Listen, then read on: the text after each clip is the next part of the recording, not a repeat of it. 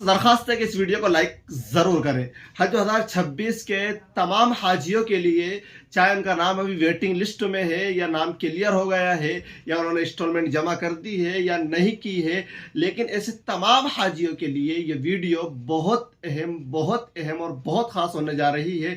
इस वीडियो को आप लाजमी देखें, पूरा देखें, आखिर तक ज़रूर वॉच करें, स्किप किए बगैर देखें। और मैं तो कहता हूँ कि अगर आपके पास अभी वक्त नहीं है ना, तो आप इस वीडियो को छोड़ के चले जाएं।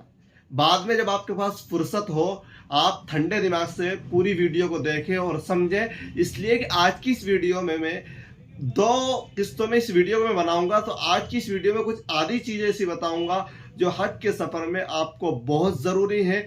आज की इस वीडियो के अंदर मैं बताऊंगा कि आपको कौन कौन सी चीज़ें साथ ले जाना है, कौन सी नहीं ले जाना है, उनको मैं दूसरी वीडियो में बताऊंगा।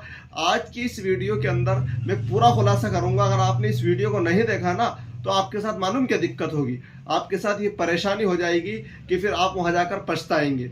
और जहां आपका हज आपका 3.5 और 4 लाख और 4.5 लाख में होगा ना, तो सीधा आपके 50,000 रुपये ऊपर चले जाएंगे और वहां आपको 5 लाख रुपए का हज पड़ जाएगा।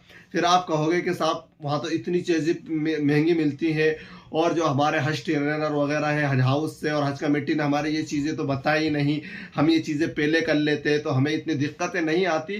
तो आपको वो दिन देखना ना पड़े और आप उस वक्त तो काफ़ी अफसोस और परेशान ना हो, उससे पहले आप इस वीडियो को पूरा देखिए। और जो लोग हज पर जा रहे हैं, चाहे आपके रिश्तेदार हो, आपके गाँव वाले हो, उन तक इस वीडियो को ज़रूर शेयर करें, बहुत फ़ायदा होगा। तो मैं सबसे पहले आपको बताऊँगा कि जो इलेक्ट्रॉनिक चीज़ें होती हैं, उन चीज़ों में आपको बतौर ख़ास कौन कौन सी चीज़ें अपने साथ ले जाना है। तो सबसे पहले तो आपको एक स्मार्टफोन अपने साथ ले जाना है, और दूसरा साथ में उसका चार्जर ले जाना है, और इंटरनेशनल सॉकेट आपको ले जाना है, यानी कि जो मोबाइल चार्जर होता है उसकी जो पिन होती है टाइप सी वगैरह, वो ले जाना है। और साथ ही में सॉकेट का मतलब ये है कि वहाँ उमूमन जो होगा ना, वहाँ पर 3 पिन वाले बहुत कम मिलते हैं, और अपने पास तो आप अपना अलग से वो ले जाना, उसमें 3 पिन भी लग जाए, 2 भी लग जाए, उसको साथ ज़रूर रख के ले जाना, वहाँ बहुत परेशानी होती है। साथ ही में आपको एक पावर बैंक ले जाना है, इसलिए कि आप जब मिना, अराफात कहीं तवाफ़ करेंगे या बाहर रहेंगे तो आपके पास वहाँ पर चार्ज करने की सुविधा उपलब्ध नहीं होगी, आपका मोबाइल डिस्चार्ज हो जाएगा, आप परेशान होंगे। और छोटी सी आपको इस्त्री और प्रेस वगैरह भी साथ ले जाना है। अच्छा, दूसरी चीज़ और दूसरे नंबर पे हम बात कर लेते हैं कि कुछ आम ज़रूरियात की चीज़ें भी आपको ले जाना पड़ेंगी। जैसे कि धूप वहाँ पर बहुत ज़्यादा होती है, गर्मी होती है, तो बहुत से की आँखें ख़राब होती हैं, तो उसके लिए आप एक काला चश्मा ज़रूर ख़रीद के ले जाएँ। इसी तरह धूप से बचने के लिए एक छोटा-सा छाता भी ले जाएँ, और एक छोटा-सा ताला और उसकी चाबी, और इसी तरह पैकिंग का जो टेप आता है, ताकि आप जब उधर से आए तो आपका बैग वगैरह सही से आप पैक कर लें, सामान को सही पैक कर दें। और नेल कटर, नाखून तराश जिसको बोलते हैं बहुत से लोग, ये ज़रूर ले जाना है। इसी तरह आपको एक चादर ले जाना है, वो भी डबल बेड ले जाना है, इसलिए कि जब मिना में आपके खेमे लगेंगे तो आपको न मालूम कौन से दर्जे का खेमा दिया जाएगा, लेकिन वहाँ पर जब बिस्तर लगाए जाएंगे तो आप अपनी चादर आराम से बिछा सकें। इसी तरह कपड़े लटकाने के लिए आपको हैंगर ले जाना है, सुई, बटन, धागा और पेचकस, ये छोटी छोटी चीज़ें। बाद में बताता हूँ, बैग का कोई स्क्रू ढीला हो गया, कोई चीज़ तो कसने खोलने में आसानी हो। इसी तरह 2 जोड़ी आपको हवाई चप्पल, जिसको स्लीपर भी कहते हैं, ये ले जाना है। अच्छा, तीसरे नंबर पे हम बात करते हैं कि बैतुल खला और वॉशरूम वगैरह के एतबार से हमें कौन कौन सी चीज़ें ले जाना है। तो आपको टूथपेस्ट और टूथब्रश और मुंह धोने का साबुन और 3-4 साबुन कपड़े धोने के लिए, और वॉशिंग पाउडर कम से कम 2 किलो आपको लेके जाना है। इसी तरह कुछ शैम्पू और इत्र वगैरह भी, ये चीज़ें तो काम आएंगी। भाई आप खुशबू वगैरह एहराम की हालत में नहीं लगाएंगे। एहराम आपका ज़्यादा कितने दिन रहेगा? आप हज के दिनों में रहेंगे 5 दिन, और कुछ दिन तवाफ़ करेंगे, बाकी उम्रे की नीयत से आप एहराम बांधेंगे। बाकी इसके अलावा तो आपको वैसे ही रहना है ना, 40 दिन वहाँ गुजारना है। तो वहाँ पर ऐसा नहीं हो कि आपके पसीने की वजह से महक आ रही हो, दूसरे आपसे परेशान हो रहा है, तो ये चीज़ें आपको ज़रूर रख के ले जाना है। अच्छा, मैं बार बार इसलिए कह रहा हूँ कि फिर यहाँ से ले जाते नहीं हैं, या तो अपने पड़ोसियों से मांगते हैं और वो कहते हैं कि हम इतना नहीं लाए हैं, या फिर कहते हैं कि साहब हमें किसी ने बताया नहीं, या फिर ख़रीदने जाते हैं तो बहुत ज़्यादा महंगा मिलता है। एक 20 रुपये की चीज़ जो आपको इंडिया में मिल सकती है आसानी से, वहाँ आपको 400 और 500 रुपये की पड़ेगी इंडियन रुपीज़ के एतबार से, फिर आप परेशान होंगे।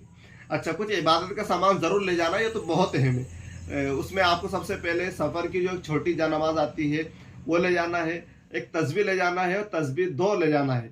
एक 7 दाने वाली भी और एक 100 दाने वाली भी।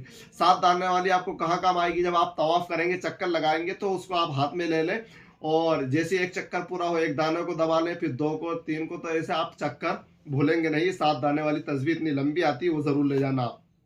इसी तरह आपको टोपी, एहराम की 2 चादरें, हज की कोई किताब, जो ज़ुबान आपको याद है, हिंदी, अंग्रेज़ी, उर्दू जो पढ़ना चाहते हैं उसमें आप एक किताब ले जाएं। मिसवाक और कपड़े हैं तो कम से कम 5-5 या 4-4 जोड़ी ले जाएं, बहुत ज़्यादा ले जाने की ज़रूरत नहीं, मर्द तो हर औरत सबके लिए।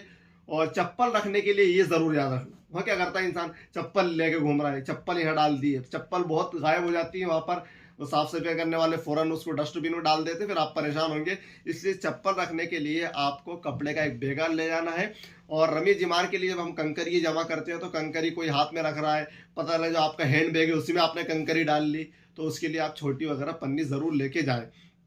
अच्छा, कुछ आपको मेडिसिन वगैरह भी ले जाना है, हदवियात भी ले जाना है। अगर आप बीमार हैं, आपकी कोई बीमारी है और आप उससे जूझ रहे हैं और आप उसकी रोज़ाना गोली लेते हैं, उसका पूरा कोर्स ले जाएं आप। और मैं तो कहता हूँ 40 दिन का नहीं बल्कि 50 दिन का कोर्स ले जाएं और उसको आप 3 जगह बांट दें।